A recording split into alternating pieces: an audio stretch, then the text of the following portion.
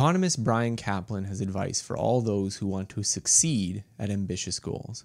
When I see the contrast between people who succeed and fail, I generally witness a similar gap in effort. During my 8 years in college, I spent many thousands of hours reading about economics, politics, and philosophy. Since high school, I've spent over 10,000 hours writing. When young people ask me, how can I be like you?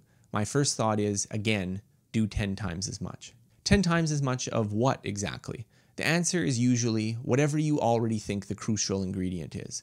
Why can't I get ahead in my career? I strive to study and emulate my role models. Great idea. You just need to multiply your effort by a factor of 10. How can I save my marriage? I'm really trying to make my spouse happy. Again, great idea. You just need to multiply your effort by a factor of 10. The 10x rule has helped me personally. When I was gearing up to promote my book Ultra Learning, I asked for advice from James Clear, author of the mega bestseller Atomic Habits. I knew podcasts were important for promotion, but I figured a dozen would suffice. I asked James how many podcasts he went on. He told me he recorded 80 before the book launched and 200 to 300 in the first 6 months after its release. Doing 10 times as much of what you think works doesn't sound like mind-blowing advice, but it's startling to me how often the solution to whatever life problem you're facing is simply to do more to solve it. Do the obvious thing first.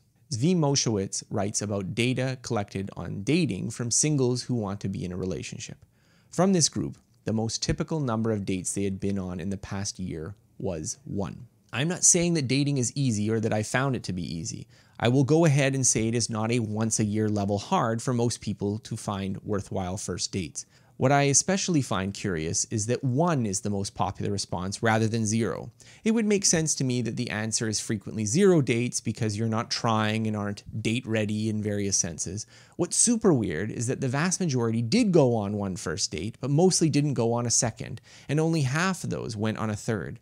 It is as if people are capable of getting a date, then they go on one and recoil in, oh no, not that again, horror for about a year, and then repeat the cycle. Or their friends set them up every year because it's become too long or something. None of that makes any sense to me. If you're lonely and want to be in a relationship, the solution is obvious. Get out, meet more people, ask them on dates, and brush yourself off when you face rejection or heartbreak. Worrying about your height, weight, looks, or bank account is a distraction if you won't surmount the basic hurdle of putting yourself in more potentially romantic contact with other people. I could draw a similar lesson from my language learning experiences. The best techniques don't matter if you're not using the language enough. The secret to that and my success with the no English rule wasn't exceptional talent or some magic of immersion. It's because when you commit to only speaking in the language you're learning, you end up practicing 10 times as much. Becoming a better writer is another example. I occasionally get emails from people who have started new blogs and want critiques of their writing. Invariably, they've written a handful of posts.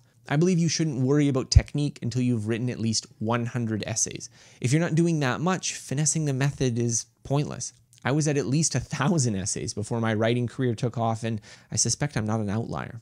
The trick is not minding that it hurts. In a scene of Lawrence of Arabia, the titular T.E. Lawrence lights a cigarette and puts out the match by rubbing it between his fingers. Shortly after, another man attempts the same trick. Oh, it damn well hurts.